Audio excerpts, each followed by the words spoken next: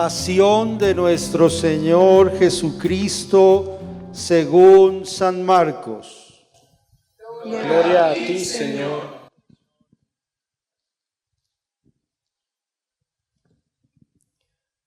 Faltaban 2 días para la fiesta de la Pascua y de los panes ácimos. Los sumos sacerdotes y los escribas buscaban la manera de arrestar a Jesús con astucia para darle muerte, porque decían: No lo hagamos durante la fiesta, para que no se produzca un tumulto en el pueblo.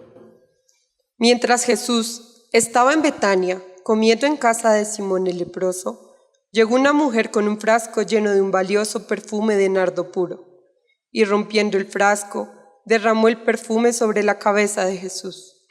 Entonces, algunos de los que estaban allí se indignaron y comentaban entre sí: ¿Para qué este derroche de perfume? Si hubiera podido vender por más de 300 denarios para repartir el dinero entre los pobres.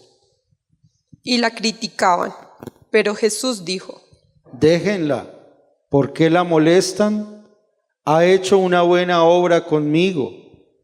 A los pobres los tendrán siempre con ustedes y podrán hacerles bien cuando quieran, pero a mí no me tendrán siempre. Ella hizo lo que podía, ungió mi cuerpo anticipadamente para la sepultura. Les aseguro que allí donde se proclame la buena noticia en todo el mundo, se contará también en su memoria lo que ella hizo. Judas Iscariote, uno de los 12, fue a ver a los sumos sacerdotes para entregarles a Jesús. Al oírlo, ellos se alegraron y prometieron darle dinero. Y Judas buscaba una ocasión propicia para entregarlo, el primer día de la fiesta de los panes ácimos, cuando se inmolaba la víctima pascual. Los discípulos dijeron a Jesús: ¿Dónde quieres que vayamos a prepararte la comida pascual? Él envió a 2 de sus discípulos diciéndoles: Vayan a la ciudad, allí se encontrarán con un hombre que lleva un cántaro de agua. Síganlo y díganle al dueño de la casa donde entre: el maestro dice, ¿dónde está mi sala en la que voy a comer el cordero pascual con mis discípulos? Él les mostrará en el piso alto una pieza grande, arreglada con almohadones y ya dispuesta. Prepárennos allí lo necesario. Los discípulos partieron y al llegar a la ciudad encontraron todo como Jesús les había dicho y prepararon la Pascua. Al atardecer, Jesús llegó con los 12 y mientras estaban comiendo, dijo: Les aseguro que uno de ustedes me entregará, uno que come conmigo. Ellos se entristecieron y comenzaron a preguntarle uno tras otro: ¿Seré yo? Él les respondió: Es uno de los 12, uno que se sirve de la misma fuente que yo. El Hijo del Hombre se va, como está escrito de él, pero ay de aquel por quien el Hijo del Hombre será entregado. Más le valdría no haber nacido. Mientras comían, Jesús tomó el pan, pronunció la bendición, lo partió y lo dio a sus discípulos diciendo: Tomen, esto es mi cuerpo. Después tomó una copa, dio gracias y se la entregó, y todos bebieron de ella y les dijo: Esta es mi sangre, la sangre de la alianza que se derrama por muchos. Les aseguro que no beberé más del fruto de la vid hasta el día en que beba el vino nuevo en el reino de Dios.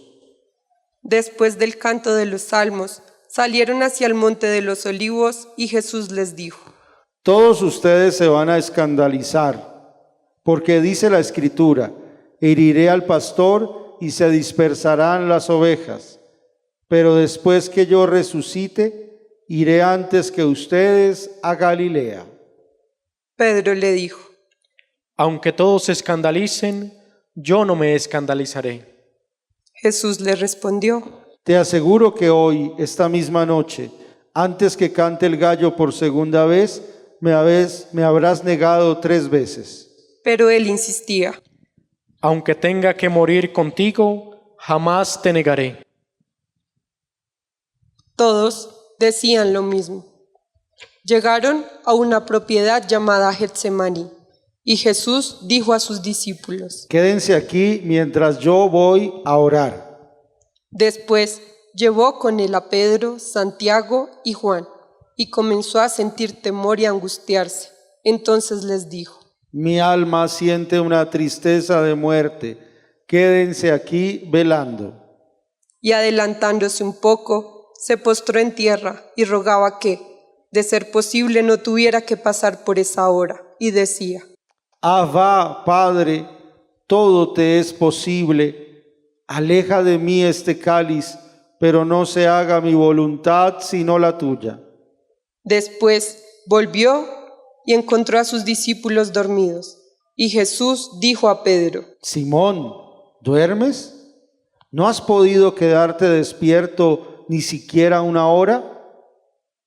Permanezcan despiertos y oren para no caer en la tentación, porque el espíritu está dispuesto, pero la carne es débil.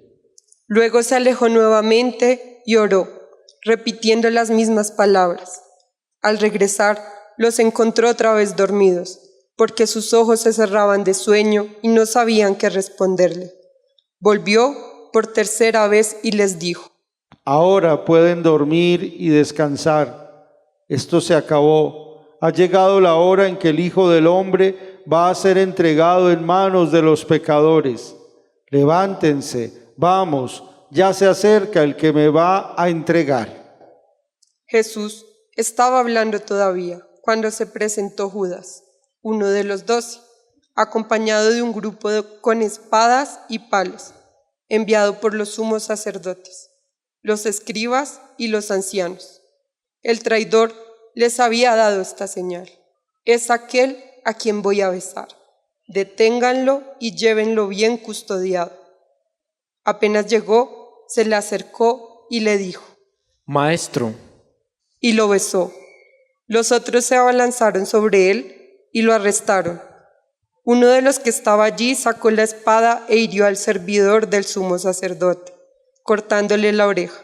Jesús le dijo: Como si fuera un bandido, han salido a arrestarme con espadas y palos.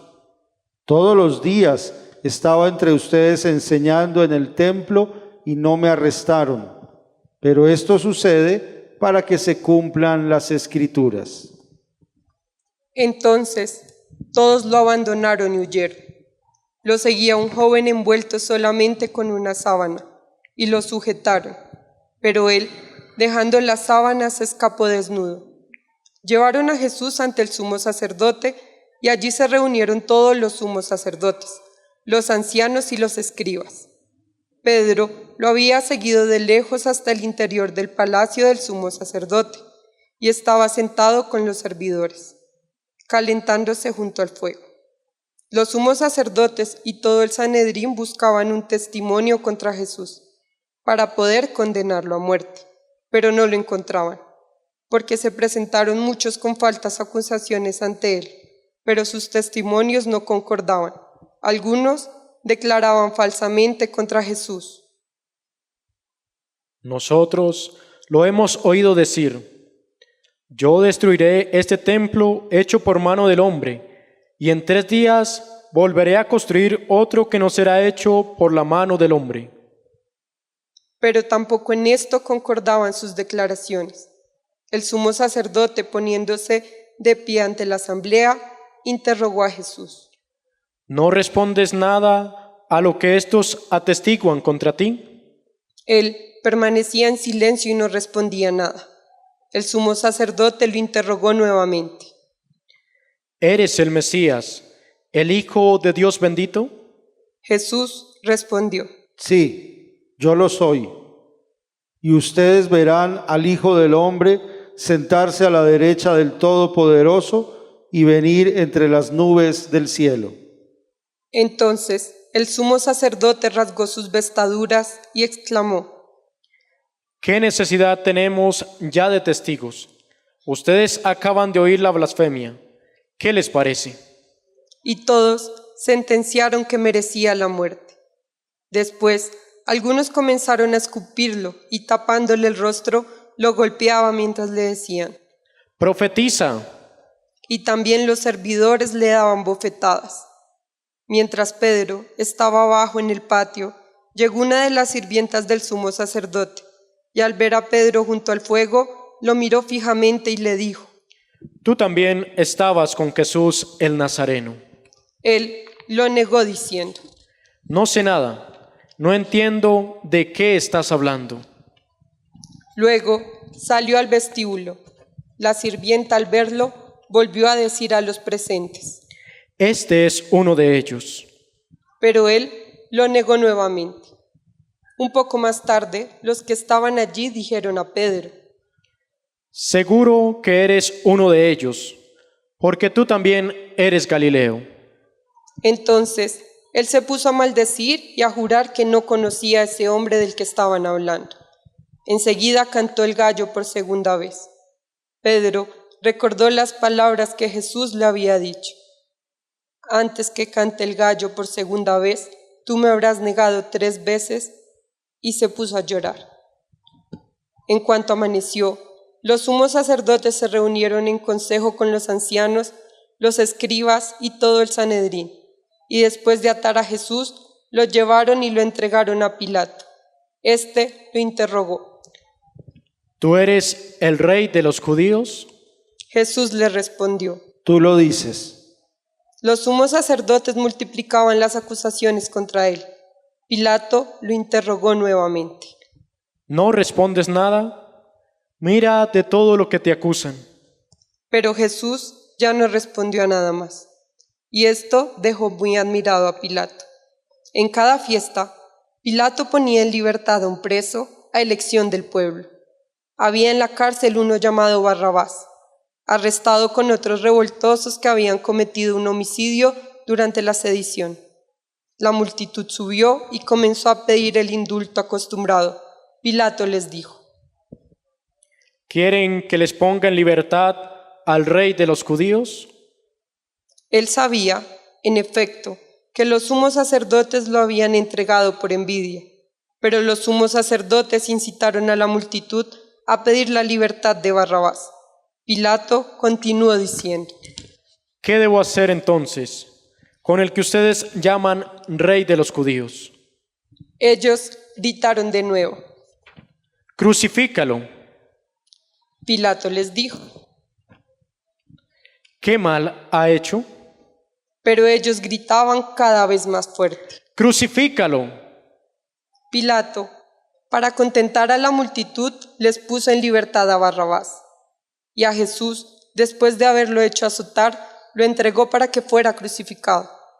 Los soldados lo llevaron dentro del palacio, al pretorio, y convocaron a toda la guardia.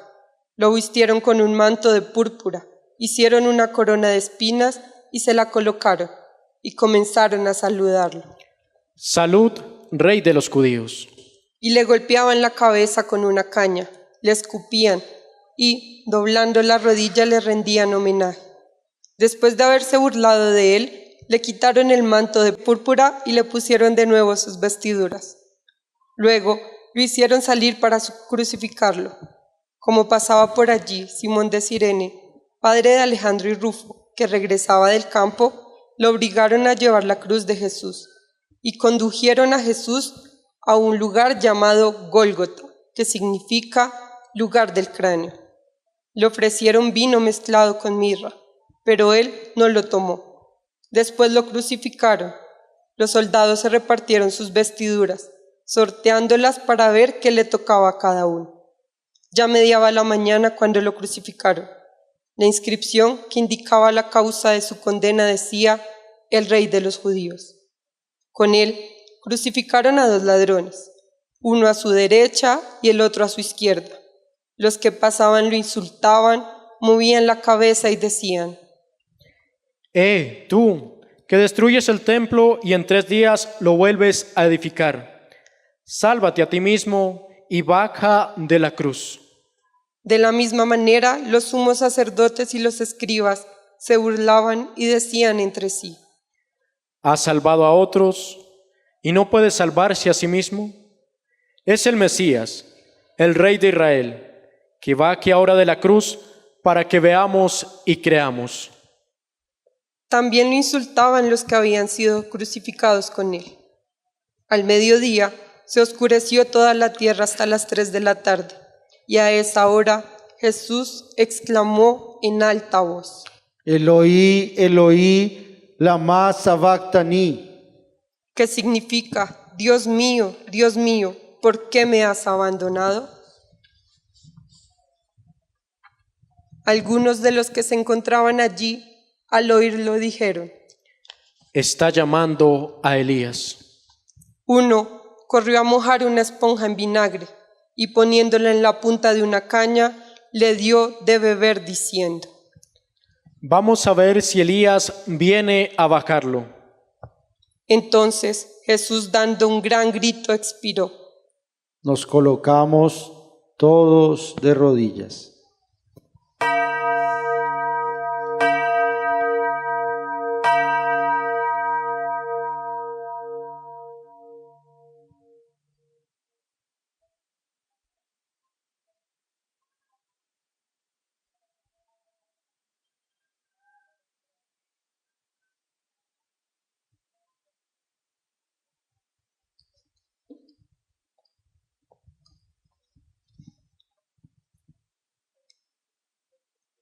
El velo del templo se rasgó en dos, de arriba abajo. Al verlo expirar así, el centurión que estaba frente a él exclamó: Verdaderamente, este hombre era hijo de Dios. Había también allí algunas mujeres que miraban de lejos.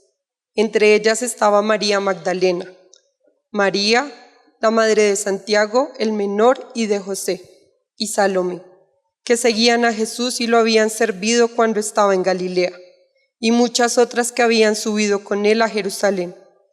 Era día de preparación, es decir, víspera de sábado. Por eso, al atardecer, Jesús de Arimatea, miembro del notable Sanedrín, que también esperaba el reino de Dios, tuvo la audacia de presentarse ante Pilato para pedirle el cuerpo de Jesús. Pilato se asombró de que ya hubiera muerto. Hizo llamar al centurión y le preguntó si hacía mucho que había muerto. Informado por el centurión, entregó el cadáver a José. Este compró una sábana, bajó el cuerpo de Jesús, lo envolvió en ella y lo depositó en un sepulcro cavado en la roca. Después hizo rodar una piedra en la entrada del sepulcro. María Magdalena y María, la madre de José, miraba dónde lo habían puesto. Palabra del Señor. Gloria a ti, Señor Jesús.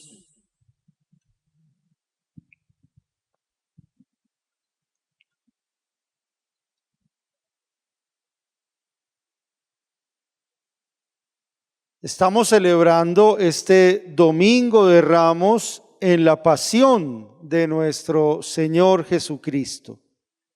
Y en esta celebración hay como dos grandes momentos que estamos celebrando.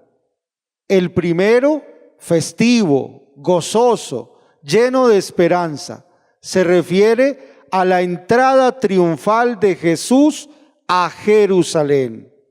Jesús entra triunfalmente en Jerusalén y es aclamado por las multitudes, por las muchedumbres que lo reciben y lo acogen como un Salvador. Ponen en él toda su esperanza de salvación.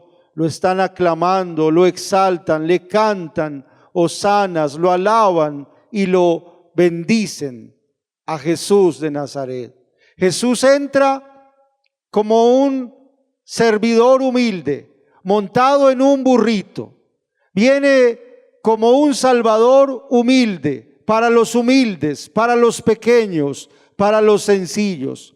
No se deja llevar por los aplausos ni las aclamaciones, tanto más porque Él sabe que estos mismos que en un momento lo están aclamando, al otro momento lo estarán crucificando.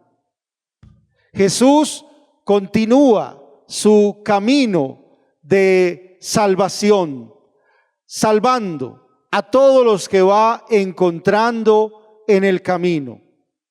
Este es como el primer momento, la aclamación y la exaltación de Jesús en su entrada triunfal de Jerusalén. Y este domingo de Ramos, al comenzar nosotros así solemnemente la Semana Santa, estamos invitados también a acoger con mucha alegría, esperanza y sencillez a Jesús, a Jesucristo que viene como Rey humilde a salvarnos, a curarnos de nuestros males, de nuestros pecados, de nuestras enfermedades, de nuestras tristezas. Viene Jesús a derrotar y a vencer las tinieblas del pecado y de la muerte que nos agobian y nos asedian constantemente. Viene a salvar, viene a sanar, viene a dar vida, y eso nos tiene que llenar a todos de esperanza en este día. Ese es el primer momento. El segundo momento es el relato de la pasión de nuestro Señor Jesucristo. Y hemos escuchado este relato en la versión del Evangelio según San Marcos.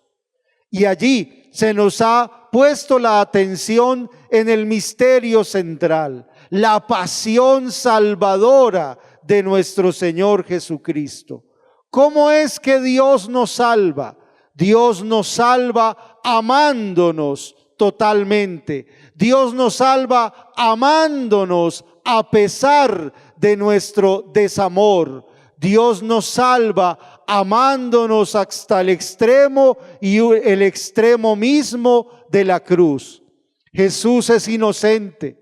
Jesús solo ha hecho el bien, ha practicado la justicia, ha tenido misericordia con los pecadores, con los enfermos, ha dado vida a todo aquel que se ha encontrado en el camino, ha sentido compasión de los pequeños, de los débiles, de los miserables.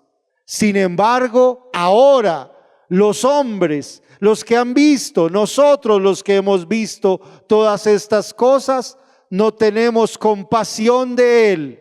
Y aquellos que ven amenazado su poder, llenos de envidia, respiran sentimientos de muerte frente a Jesús y hacen todo lo posible por truncar el camino de Jesús. Así con mentiras, así con amenazas, así con ofensas, así con burlas, así con rechazos y desprecios, conducen a Jesús hacia la ignominia de la cruz. Y está allí manifestado toda esa maldad que puede brotar del corazón humano. Maldad que se ve en la envidia, en la indiferencia, en la mentira, en la falta de compasión y de amor, en la falta de humildad. Maldad que se ve expresada en los deseos simplemente de poder, de tener, de dominar, de no compartir y de no dar. Y allí aparece Jesucristo dándolo todo, amando a todos, sirviendo a todos, perdonando a todos y entregándolo todo, entregándose a sí mismo en la cruz del Calvario y dándolo todo para la salvación de la humanidad. Jesús muere en su ley, entregándose, amando, perdonando y sirviendo. Y a este Jesús, Dios el Padre lo acreditará, resucitándolo de entre los muertos, levantándolo sobre todos y concediéndole el nombre sobre todo nombre, el nombre de Jesús, el Señor y el Salvador, de modo que ahora ante ese nombre toda rodilla se doble y toda lengua confiese que Él es el Señor. Así nos salvó Dios. Así nos sigue salvando hoy el Señor a nosotros. Por eso al empezar esta Semana Santa, abrámosle nuestro corazón a Jesucristo que viene. Meditemos y reflexionemos sobre la pasión de nuestro Señor Jesucristo y descubramos en esa pasión que el camino de la salvación no es el camino de los odios, de las venganzas, de la envidia, de la violencia, del mal, sino que el camino de la salvación es el camino del amor, de la compasión, de la humildad, del servicio, de la oración y de la fe y la confianza total en Dios. Allí está el camino de la salvación para toda la humanidad. Jesucristo, con su entrega hasta la cruz, nos enseñó con su propia vida, nos dio el testimonio de que vale la pena amar, de que vale la pena creer en Dios, de que vale la pena entregar la vida, porque aunque haciendo eso se llegue a perderlo todo, hasta la propia vida, hay un Dios que todo lo ve, que todo lo sabe y que todo lo salva y que ciertamente salvará al inocente y salvará al pecador que se vuelva de corazón a Él. A eso estamos invitados nosotros en esta Semana Santa, a volvernos de corazón a Dios, a pedirle que nos perdone de todos nuestros pecados y que nos libere de todos nuestros males, para que al celebrar esta Semana Santa y entrar en la Pascua del Señor, seamos hombres y mujeres nuevos, libres, transformados, sanados en el corazón, que ya no sigamos el camino de los odios, de la violencia, de la injusticia, del egoísmo y de la maldad, sino que sigamos ahora por los caminos nuevos que Jesús nos ha mostrado, conducen verdaderamente a la vida y a la salvación, que son los caminos del amor, de la alegría, de la compasión, del servicio y de la donación de nuestra propia vida. Que así ustedes y yo vivamos esta semana la gran salvación que Dios nos está ofreciendo a todos. Amén.